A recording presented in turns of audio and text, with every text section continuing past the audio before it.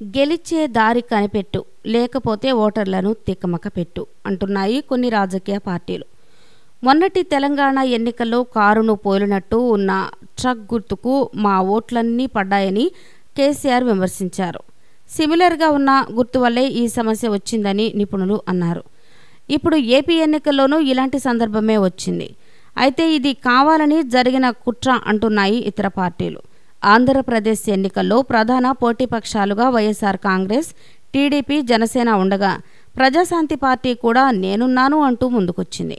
అయితే జనసేన, ప్రజాశాంతి పార్టీలు చంద్రబాబు గెలుపు కోసం, ప్రతిపక్ష పార్టీ అయిన వైఎస్ఆర్ కాంగ్రెస్ ఓట్లు చేల్చడం కోసం పనిచేస్తున్న కోవర్టులని బహిరంగంగానే విమర్శ వినిపిస్తోంది.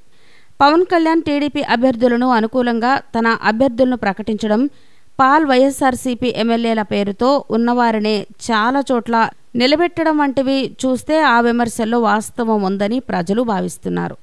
అయితే కొద్ది రోజుల నుంచి హడావుడి చేస్తున్న కేఏ పాల్ ప్రజాశాంతి పార్టీ మరో అడుగు ముందుకేసి వైఎస్ఆర్ కాంగ్రెస్ పార్టీ లాంటి గుర్తు, కండువ, చివరకు అభ్యర్థులు ఒకే పేరుతో ఉండేలా చూడడం పెద్ద దుమారం లేపుతోంది.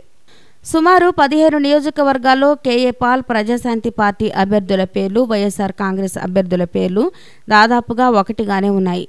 ఓటర్లను ఈవీఎం మిషన్ల దగ్గర తికమక పెట్టేందుకే ఈ పన్నాగం అని ప్రత్యేకంగా చెప్పక్కర్లేదు.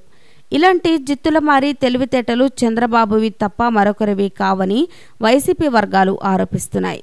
వైసీపీ ఫ్యాన్ గుర్తును పోలి ఉండేలా హెలికాప్టర్ గుర్తును పెట్టుకోవడం, కండువాలను కూడా వైసీపీ మాదిరిగానే ఉపయోగించడం వెనుక అర్థం ఓటర్లను గందరగోళ పెట్టి ఫ్యాన్ గుర్తుకు పడే ఓట్లను చీల్చడమే అంటున్నాయి. అయితే ఇదే పద్ధతిలో ప్రజాశాంతి పార్టీ చీల్చాలి అనుకుంటున్న క్రైస్తవ ఓట్లు కూడా ఈ గందరగోళంలో వైసీపీకి పడే అవకాశమూ లేకపోలేదు.